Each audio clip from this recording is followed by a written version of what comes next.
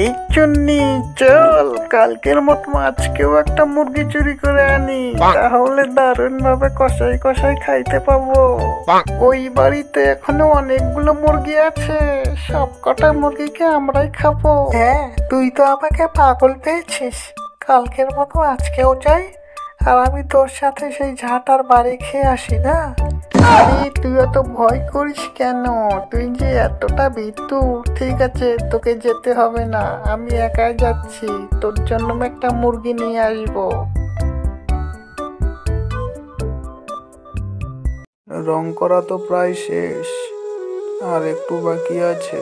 এই রঙের বালতিটা এখানে থাক, আমি একটু চা খেয়ে আসি।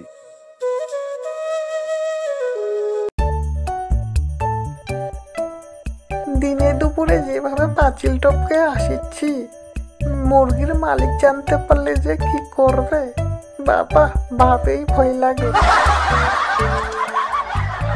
কাউকে তো দেখতে পাচ্ছি না। ঘরের ভিতর ঢুকে এই সুযোগে একটা মুরগি তুলে নিয়ে দৌড় মারতে হবে। হ্যাঁ, এইবারে পাঁচিল টপকার শব্দ পেলাম। আমি ঠিক বুঝেছি, এইবারে সে শিয়ালটা এসেছে। তারা ওর আজকে একদিন কি আবার একদিন। আগে দেখি ওটা কে, শিয়াল নাকি বিড়াল। শিয়াল হলে দেখবো। এই তো সেই আস্ত শিয়াল। ওরে বাবা, এত টের পেয়ে গেছে রে, আজকে আমার জীবন শেষ। পালাই পালাই পালাই। চারিদিকটা তো অন্ধকার হয়ে গেল কি করে? হে ভগবান, আমার মাথায় এটা কি? একবারে জঙ্গলের ভিতর ঢুকে পড়েছি, আর দেখি তো আর কোথায় আসবে না। হ্যাঁ, এখন এখানে আমি সেফ আছি। কি ধরনের জীব আসছে আমাদের জঙ্গলে? এই সময় তো রাজা নেই, রানী আছে।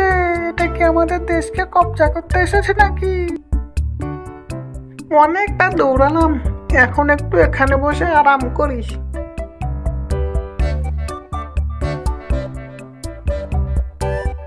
এ টুনটুনি, তুই এত জোরে দৌড়াচ্ছিস কেন? কি হয়েছে? ও মা গো, এটা আমি কি জীব দেখলাম? টক টক, এ তো খুবই ভয়ানক। টক টক, বলিস কি কথা? আমাদের জঙ্গলে এরকম জীব?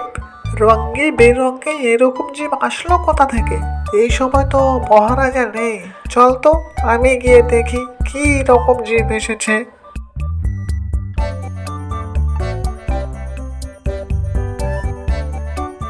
বাবারে, একটু আরাম করছিলাম আর বাঘিনী চলে আসলো। এটা কি ওদেরই এরিয়া নাকি? এখন তো আমার রাস্তা লাগবে না। সত্যি তো, এমন জীব তো আমি আগে দেখিনি।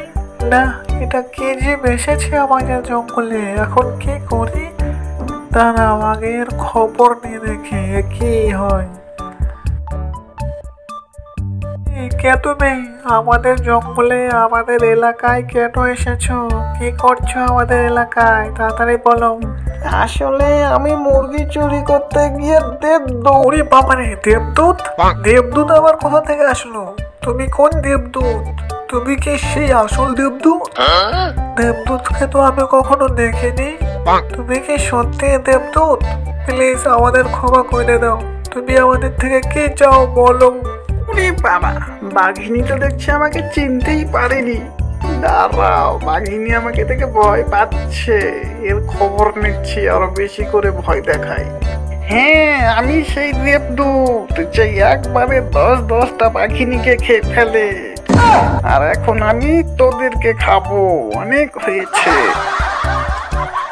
এখন আমাদেরকে খাবেন না, আমরা খুব ভালো পশু।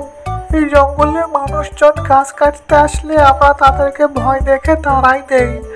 আপনি আমাদের খেয়ে ফেললে ওরা আর ভয় পাবে না। দয়া করে ছেড়ে দিন। ঠিক আছে, ছেড়ে দিব, কিন্তু আমি তোদেরকে ছেড়ে দিয়ে আমার কি লাভ হবে? আমি কি পাবো? আমাকে তো কিছু নিতে হবে। হ্যাঁ হ্যাঁ, সে তো অবশ্যই। আমরা আপনাকে এই জঙ্গলে রাজা বানিয়ে দেব। এমনকি সমস্ত পশু আপনার কথাই চলবে। আপনি এবার চলুন আমাদের সঙ্গে, তাহলে দেখতে পাবেন। এই যে মহারাজ, এটাই আমাদের আড্ডা।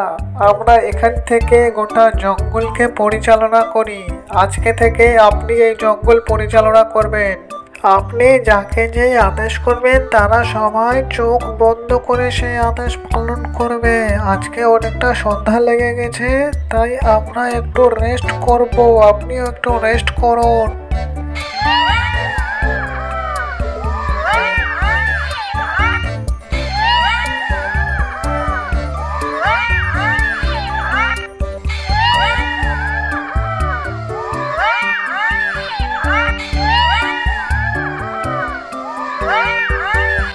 এই রে, বন্ধুগুলো আবার ডাকতে শুরু করলো। শিয়ালের ডাক, হে ভগবান, এখন কি করি? আমারও তো গলাটা শুংশুঙাচ্ছে, মনে হচ্ছে আমিও ডাকি। এই খাক শিয়ালগুলো প্রতিদিন সন্ধ্যার দিকে আমাদের মাথাটা খারাপ করে দেয়। হাতে পেলে যা করতাম না। এই চুপ কর। মহারাজের সামনে কিভাবে কথা বলতে হয় তুই ভুলে গেছিস? দূর বাবা, আর আটকানো যাচ্ছে না, যা হবে দেখা যাবে।